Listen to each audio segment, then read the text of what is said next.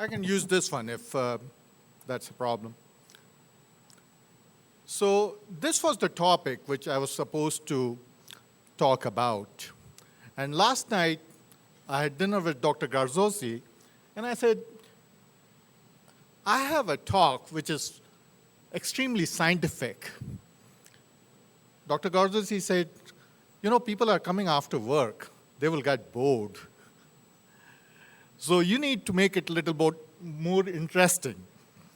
So I took liberty of adding a little bit of what we call in India masala, spice.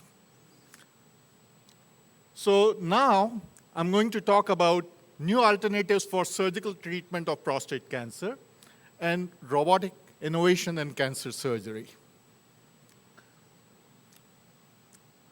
Who am I?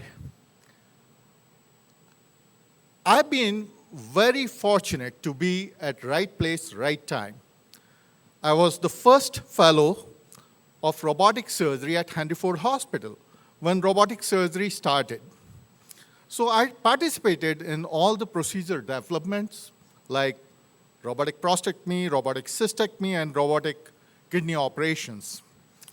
We also participated in technology development and contributed hugely in literature. In 2009, I moved to Cleveland Clinic, Florida, in Western Campus. And there I'm heading one of the largest robotic surgery programs in South Florida. My research interests are understanding pelvic lymph node dissection and working on that, approaches for robotic renal surgery, and intracorporeal urinary diversion. And I have no commercial interest to disclose. So all the money I get comes from Cleveland Clinic. No pharmaceutical pays me anything. Why prostate cancer? 250,000 people in the United States will be diagnosed with prostate cancer, and 50,000 people will lose their lives. So it's a very, very important public health issue in the United States and most of the Western world. And probably in third world also, but it's just not being diagnosed in third world. For localized prostate cancer, when I see a patient in my clinic, I say, there are three main options. Conservative.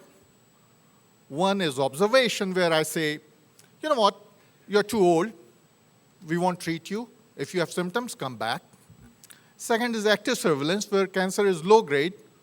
We can follow them with MRIs, PSAs, and make sure that patient is not having any progression of the disease. Focal therapy. We treat part of the prostate with ablation or radiation and whole gland therapy. Most of the doctors and most established treatment is whole gland therapy, which can be ablation with various energy sources like cryotherapy, high-intensity focused ultrasound, radiofrequency needle ablation, and of course surgery where we remove the whole prostate. We know that surgery works. This was a large PROTECT trial which published in New England Journal, and you can see that there are three graphs: surgery, radiation, and active surveillance. Compared to active surveillance, surgery and radiation both worked. But the problem is, and this is a little busy slide from the same article, but it shows that there are a lot of side effects of surgery and radiation as compared to active surveillance. So we have treatment options which, when work, cause a lot of problems, and when they don't cause problem, they don't work. Another problem with active surveillance is that almost half of the patients who are on active surveillance, either they get scared and they move to some kind of intervention or some kind of treatment, as shown in this graph, where people are getting from active monitoring group into interventions, or they have progression of disease. So active monitoring, 50% of the people end up anyway getting some kind of treatment. and the treatment which we have. No matter what kind of treatment, and this is a very extensive analysis of side effects and complications. And you can see that from bladder neck contracture, hematuria, incontinence, urethral stricture, diarrhea, rectal bleeding, and of course impotence, which is probably one of the most important considerations for male of that age group. And you see, no matter what treatment we use, we have problem when we treat the whole gland. Whether it was radiation, surgery, or ablation, and this was cryotherapy.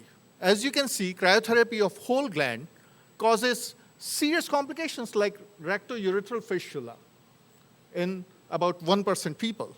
And anyone who has treated rectourethral fistula, they would know that what a devastating condition it is for something as simple as prostate cancer. Because prostate cancer anyway is not going to kill most of the patients for decades. So to put that young guy through rectourethral fistula is not ethical. Similar kind of things were noted in high-intensity focused ultrasound on whole gland. So the concept of focal therapy came. People who were doing the whole gland ablations, they realized that only in 25% people you have one single lesion. Most of the patients will have multiple lesions. But out of those multiple lesions, there's one big guy, which they called index lesion. And then there were satellite lesions, which were low-grade, small lesions. And what they thought that if we treat index lesion with focal therapy and continue monitoring satellite lesion, we would have taken care of the bad player and kept on monitoring these non-dangerous or so-called benign tumors. So multiple types of targeted ablations, hemiablation, where half of the prostate gland was treated, or zonal ablation. So the idea was, rather than treating the whole prostate gland, which causes a lot of complications, let's treat part of the gland, treat the bad player, and leave the rest of the prostate unaffected. Cryotherapy. So what do we do in cryotherapy? We have 2 freeze-thaw cycles. We get temperature up to minus 60 degrees centigrade. We treat a lesion with margin of at least half a centimeter to 1 centimeter, and we monitor it under ultrasound. Temperature at the age of ice ball is around 0 degrees centigrade, which is not lethal to cancer but causes nerve dysfunction. And that's the problem. That's why almost a lot of people who have cryotherapy will end up having impotence. Cryoablation needles placement also needs to be transperineal. So you need ultrasound, you need a general anesthesia, and treatment monitoring can be done. People have tried ultrasound, CT, and MRI. The most effective way of monitoring it is ultrasound. So this was a meta-analysis where 11 series with 9 retrospective series, close to 2,000 patients were evaluated who were treated with low-risk and immediate risk group. And what they found, and this is interesting, that with focal therapy, with cryotherapy, about 5.4% people had significant cancer left in them, and 13% patients with insignificant cancer. So these patients did not have much of complications, but they did have ineffective treatment. These people needed to be monitored and retreated. Same about high-intensity focused ultrasound, where focused ultrasound energy causes cavitation and coagulative necrosis of the tumor. Temperature reaches up to 75 degrees centigrade. Targeting with modern electronics and mechanics is very precise. We can get good ablation zone. And again, there are various ways it has been monitored, but there's a big limitation. Prostate size cannot be more than 40 centimeter cube, 40 cubic centimeter. Larger glands if they have anterior lesion, the focal zone does not go all the way anterior to the prostate. This was another meta-analysis which reviewed 13 series. 2 were retrospective, most of them were prospective. 346 patients, again, all kind of patients. And you can see that 23% patients had insignificant cancer. Insignificant cancer, their definition is Gleason 6 or low volume disease was left behind. Now, if you tell a patient that I'm going to give you a treatment and 1/4 chances that I'm not going to treat your cancer, we are not talking about recurrence, I'm not going to treat your cancer and we'll have to continue monitoring and probably treat you for the rest of your life, it does not make sense. Then other options like electroporation, which is passing currents between 2 electrodes, or focal laser ablation, they are all used, and they have one common theme there, that you get less complications, less side effects, but treatments are not as effective. So where are we about these therapies? There's a good concept which was published in Lancet in 2009. Whenever a new technology is introduced, it has to go through idea, development, exploration, and then you have to assess the technology, and then finally, it has to be proven on a long-term follow-up framework. So for cryotherapy, we are at 2B, which is exploration. So we are still exploring cryotherapy, focal cryotherapy. Whole gland cryotherapy is almost out. No one uses it because of the side effects. High-intensity focused ultrasound, again, we are at exploration level. Photodynamic therapy, that is a little bit better because there has been some assessment. Photodynamic therapy has been compared with radiotherapy and active monitoring in a randomized trial, so it is at level 3. Electroporation, which is basically passing current between 2 electrodes in the prostate, it's 2B, again, it's exploration, and so is laser at exploration.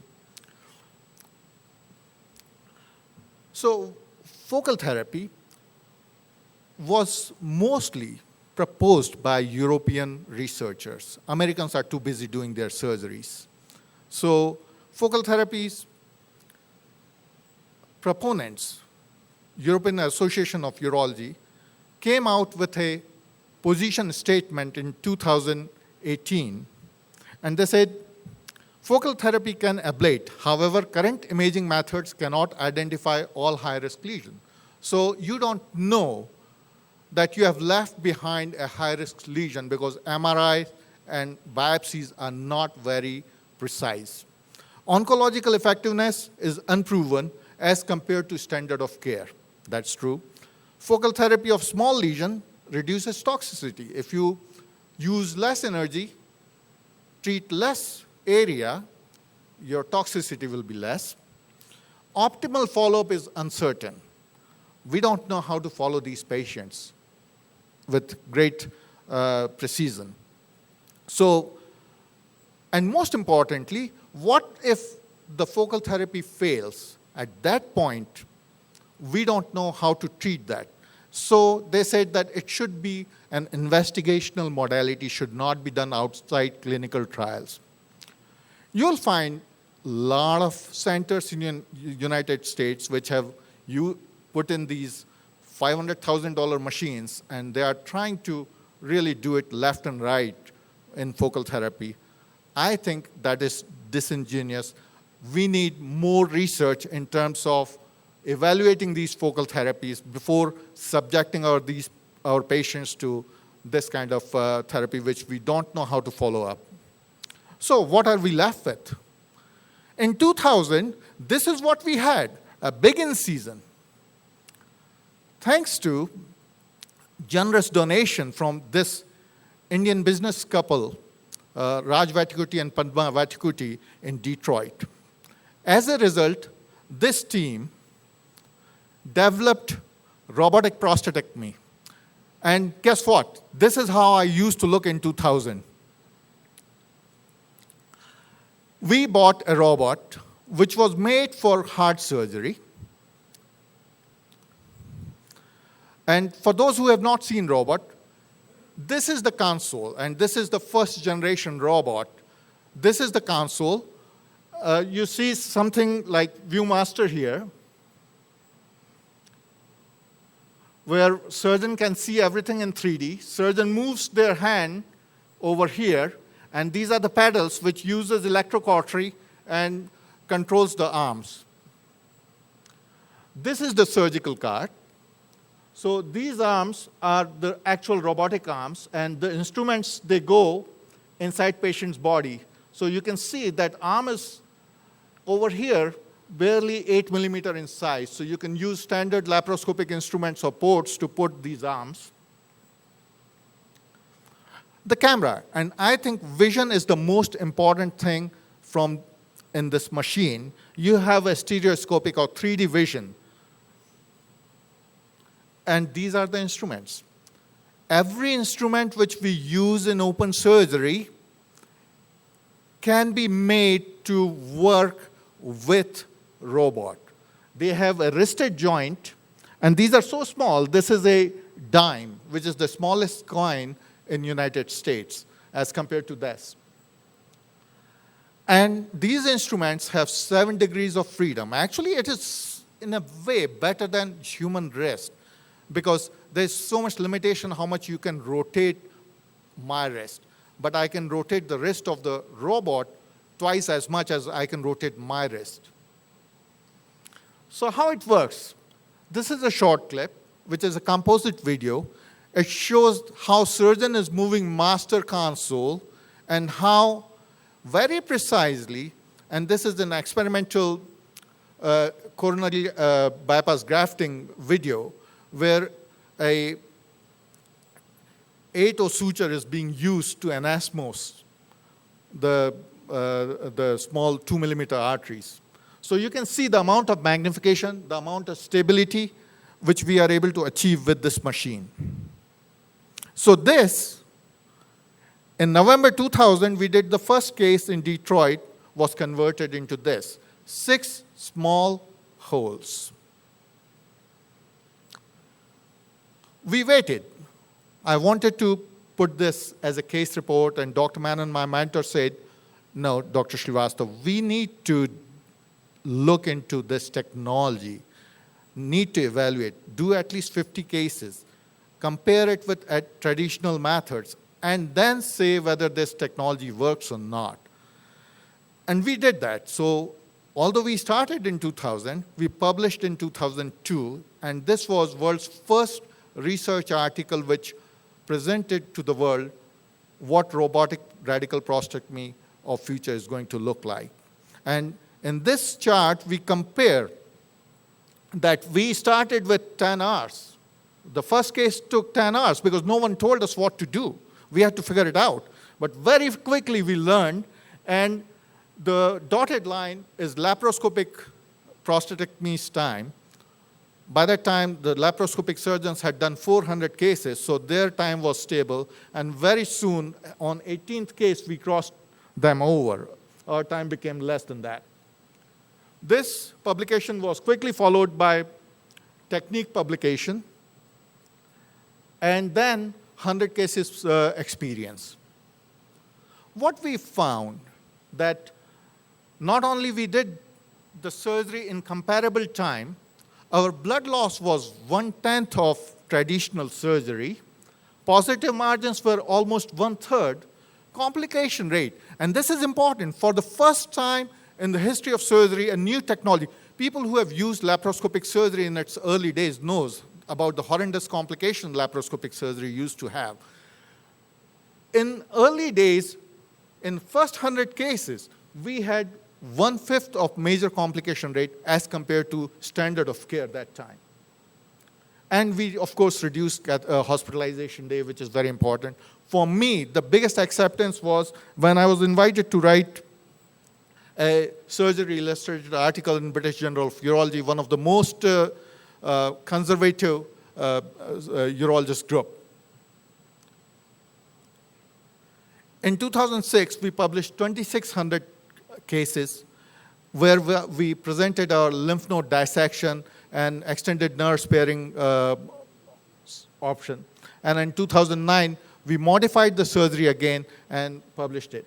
So we were able to achieve trifecta of prostate cancer treatment, which is potency, continence, and cancer control. Everything improved.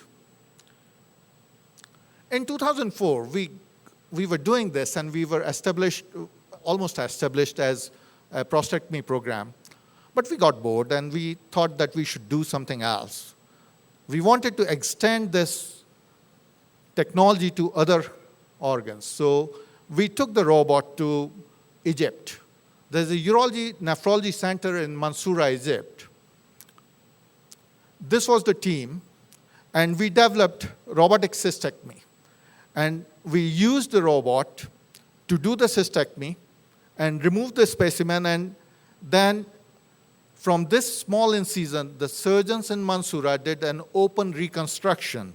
They made either a new bladder out of ileum or created an ileal conduit. Of course, we had initial publications about this technology that time. In 2005, we took the machine to Kuala Lumpur. Again, by that time, my mustache was gone, if you noticed. And using the old robot, we developed kidney operations, the techniques for kidney operations. But the biggest problem was the old robot was not built. So in 2006, we had this new model, which was Da Vinci S, which was a wish list for us. More movements with the arms, smaller arms, and finer instruments. As a result, we were able to do partial nephrectomies with this, and these are our two initial publications in partial nephrectomies. My biggest problem was this machine was made for surgeon. It was not made for assistant. As you can see, surgeon is sitting on the corner with a console, having a IMAX-like 3D vision there, and rest of the team is watching a 2D monitor. When I came to Cleveland Clinic, I asked the then CEO that I will come only if you make a specialized operating room for me. So we have an operating room. There are only 3 of this kind of operating rooms in the world where you can see what surgeon sees inside the belly, on the console, outside. One wall is changed into a 3D wall. We have 2 big 150 inches screens where we can see it in 3D. This is how they are placed in the operating room. My assistants are wearing 3D glasses while assisting me, so they see exactly what I'm seeing. And people who are getting trained, they have totally immersive view. The room is dark. They don't have anything else to see, so they pay attention, and they're seeing exactly what they are going to see later on. When I came to Cleveland Clinic, I started focusing on pelvic lymph node dissection with robotic prostatectomy. And the reason for that was that in open surgery, Struder, who is a Swedish guy, came up with extended template. They said that in order to do a good oncologic surgery, we need to extend the template of lymph node dissection for for open prostatectomy. I extended that concept, and when I looked into literature, there were only 2 studies where they put contrast into the prostate and followed it up.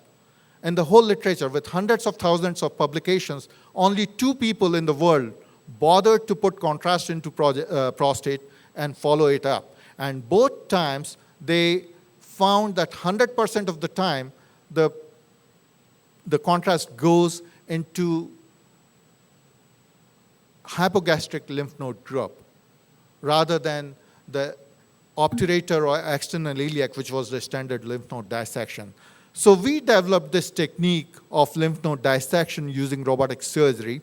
And rather than showing the video, I will show you how fine is the dissection that we can dissect almost every known artery in the pelvis. And this we do all the time. Left internal iliac artery, lateral sacral artery. On the black and white or monochrome is the cadaver dissection. Inferior gluteal artery, internal pudendal artery, obturator artery, inferior vesical artery, and superior vesical artery. So every named artery in pelvis can be dissected. So this technology gives us what we can see. Every patient I operate looks like that colored picture. By doing this kind of extended lymph node dissection, we are not only doing a better staging, but probably we are also saving some lives. As you can see that in initial 5 years, we had 44 patients who had lymph node positivity, out of which 1/4 of them did not require any additional treatment up to 3 years of follow-up. For partial nephrectomy, we use this, and to me, there's no contraindication for use of robotic technology. You give me any patient, I can do it, whether the patient is obese or patient had any previous surgeries. Although the environment which we work in, you can see that how much safety precaution we take. We almost use a bag full of foam to pad our patients so that they don't fall off the table or they don't have pressure injuries. So I use transperitoneal approach for even previous surgeries, whether the tumor is inside. As you can see this arrow that there is a intraparenchymal tumor deep inside, I can still do a partial nephrectomy. Previous surgeries, 2 incisions, does not matter. I just spend time and do laparoscopic adhesiolysis and do that. We can also do multiple tumors or previous hernia surgeries, posterolateral tumors which were traditionally not used through transperitoneal approach or anterior approach. And again, this was multiple tumors, and I have a video of this one. So in partial nephrectomies, we clamp the blood vessels. And the first tumor, as you can see here, a small cut of the kidney here, we did off the clamp without putting the clamp. But now we are doing the bigger tumor. I have scored around that with cauterization. And you can see that once you clamp the blood supply of the kidney, you can almost have a bloodless field. Without any bleeding, I can see the margins very clearly. I can make sure that everything I remove, I can get negative margins and stitch it in a better way. So far, we have done close to 300 cases of partial nephrectomy. I initially did some retroperitoneal approaches, but later on, I realized that I don't need that retroperitoneal approach. And I started doing every case with transperitoneal approach. 72 patients had previous major abdominal surgery, and we spent between 12 to 90 minutes doing adhesiolysis in those patients. Fortunately, never had a ball injury. With a minimal blood loss, we have started now discharging patients. For last 3 years, I have not kept any patient more than 24 hours. Of course, one patient died, and this was, again, as a surgeon, you should never give in to patient or family's request. 92-year-of-age patient, a African-American, very healthy guy came with 12 family members in my office. And the guy had 4-centimeter tumor. I said, you're 92 years old. You will do fine for next 3-4 years. Just don't do anything for this tumor. And family got really pissed at me. They said, Doc, what you would have done for a 70-year-old. I said, he's not 70 years old. No, doc, you're doing this because we are African American. I said, come on, this is not right. This is not fair. Anyway, they pushed me to do a partial nephrectomy. Day one, patient was ready to go home. But guess what? None of those 12 people I saw in clinic was ready to take this old man home. And I said, he can't go home by himself. He stayed in hospital for 4 days, and on 5th day developed a hospital-acquired pneumonia, never came out of it. Lesson learned, never give up into family's demand. I think when I say that anything they can do with a knife, I can do with the robot, this was the most important surgery, which I think once I did, I felt complete as a urologist. IVC thrombus with a kidney tumor. You can see this was a level 2 tumor in IVC, just above the renal vein below hepatic vein.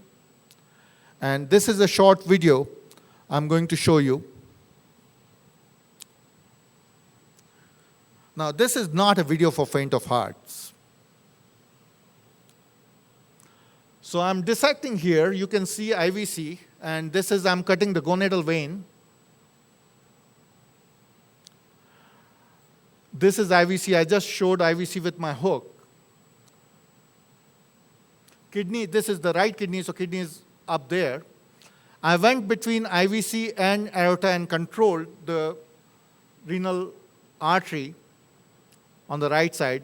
And now I'm going behind the IVC, below the renal artery, passing a loop to control this.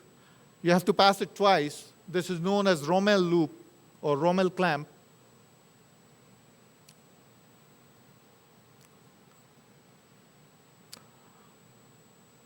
That day I took my wife's, what is that, Anita, heart monitor, Fitbit. My heart rate was 110 to 150 while doing this operation. I'm clamping the right renal artery between IVC and aorta. Now I'm dissecting the vertebral vein, which is draining into IVC, going behind the IVC.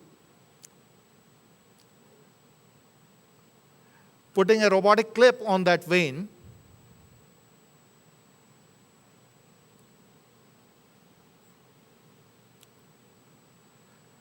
And at this point, I'm going behind the right renal vein because I'm going to open the IVC, so I need to control the left renal vein, passing a Rommel clamp around left renal vein so that I can block the blood supply coming to IVC from left renal vein.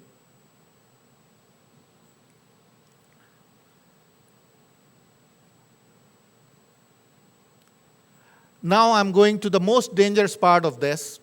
This was the most scary part for me as a surgeon, is going between the posterior surface of liver and the IVC to control the intrahepatic part. Again, I pass a Rommel sling around here.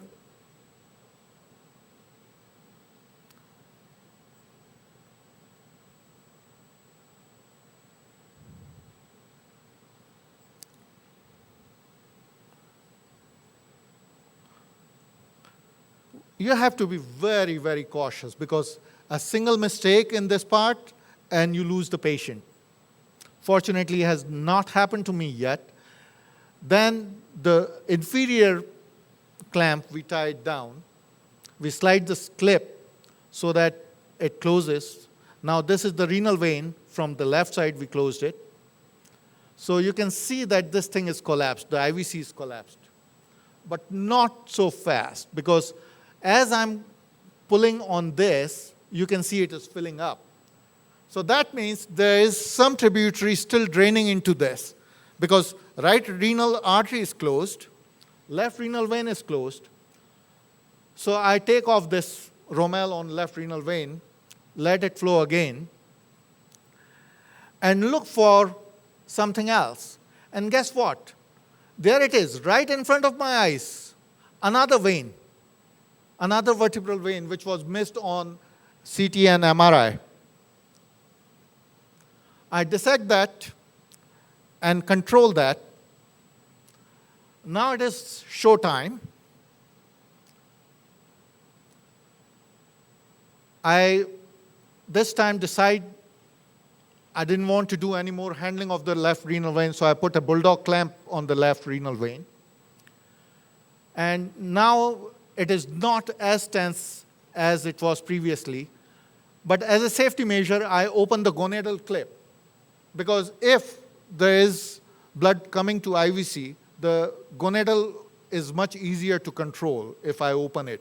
I can just put a clip on that and everything gets under control before I open. Now I open, and it seems like a lot of blood, but it is 100 cc blood stored in the kidney. I was mentally prepared for it, that this is what's going to come. You can see the tumor right there. So I cut the cuff of renal vein and cuff of IVC with that. And after clearing everything up, I used, for this one I used Proline, but then my vascular surgeon said, why using Proline? Why don't you use Dacron? So that time onwards I started using Dacron, which is much easier to handle.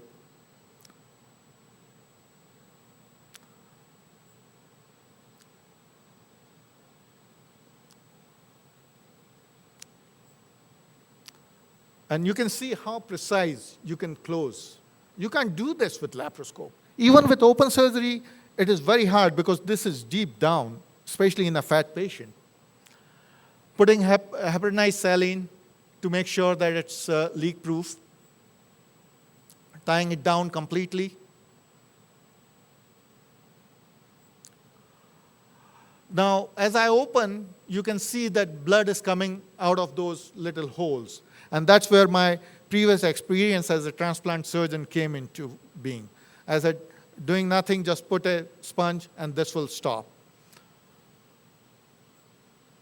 And eventually, after cleaning up, we put a sponge, wait for 5 minutes, and very soon you will see the final picture here.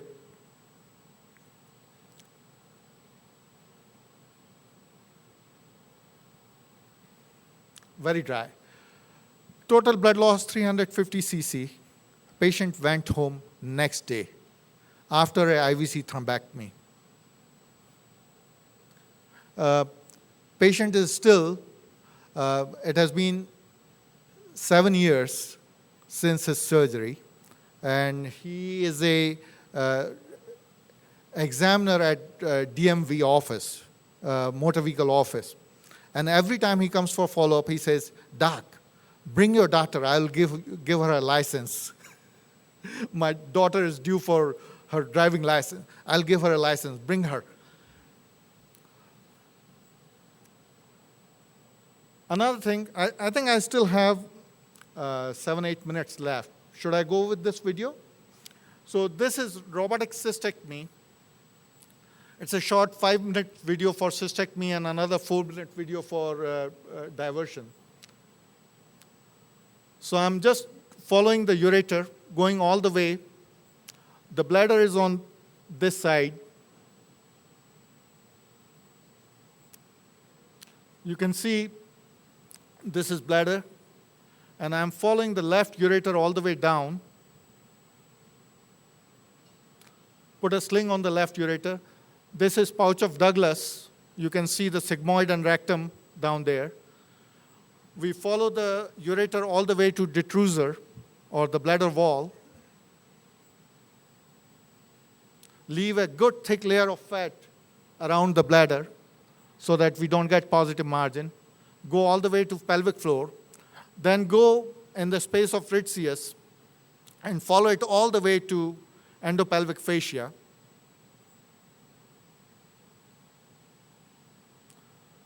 So now we have both the ureters, both side endopelvic fascia dissected out. Now I will go behind the prostate and the pouch of Douglas and get the posterior dissection done here, behind both the seminal vesicles. So seminal vesicles, I don't know whether this is working. So seminal vesicles are here. So I'll go behind this, behind the prostate, between rectum and prostate. And now I'm starting to cut. So far I have not cut the ureter, not cut a single blood vessels. So this is the superior vesical artery I'm controlling. These VEC clips have really changed the way we work. I don't use any other thing other than VEC clips to do the hemostasis. Middle vesical artery and middle vesical vein, you can coagulate or cut between the clips. This all is on the right side. You can see the iliac artery on the right side pulsating on the right hand. And then inferior vesical pedicle here. You can see, still I have not cut the ureter. And not cutting ureter at this point helps me maintaining my orientation. Because once you cut the ureter, you lose an important anatomic landmark. And this patient was younger, needed a nerve-sparing surgery. So now I'm doing the prostatectomy part of cystoprostectomy, sparing the nerves. Without using any cautery, I push the neurovascular bundle very gently using the scissors.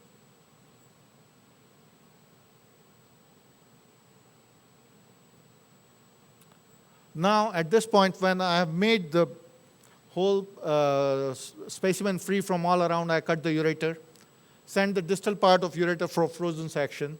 And at this point, I start cutting from the urachus area. Because bladder is still attached to anterior abdominal wall with at the umbilicus. And then come all the way to dorsal venous complex, dissect the dorsal venous complex. You can see the prostate here.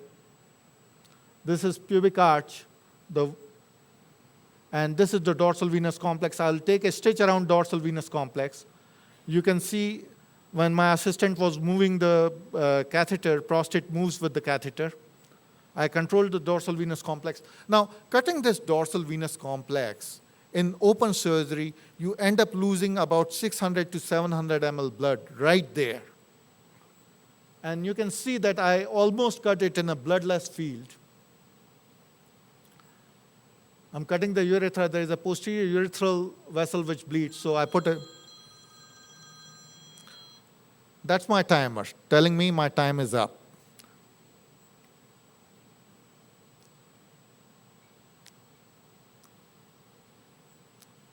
I put it in a bag and then move on to reconstruction. And this is what we get. There's a 5-minute video which is almost similar, where I do a reconstruction, do an ileal conduit. And remember that 2 inches long incision, which we developed in Mansoura. Now, this is what my patients go home with.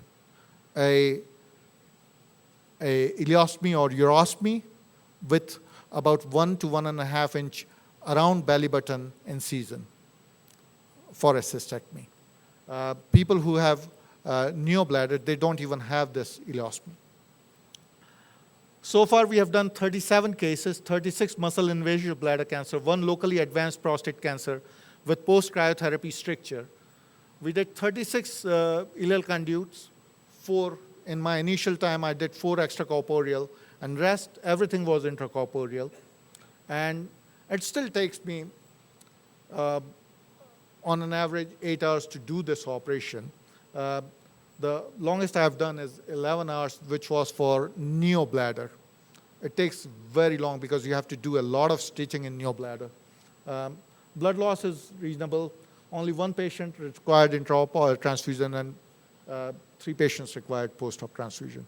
The big advantage is that you don't have urinary leak or intestinal leak. None of these 37 patients had either urinary leak or intestinal leak, because you do everything stapled anastomosis. You don't handle the ureter or intestine. Thank you very much for your attention.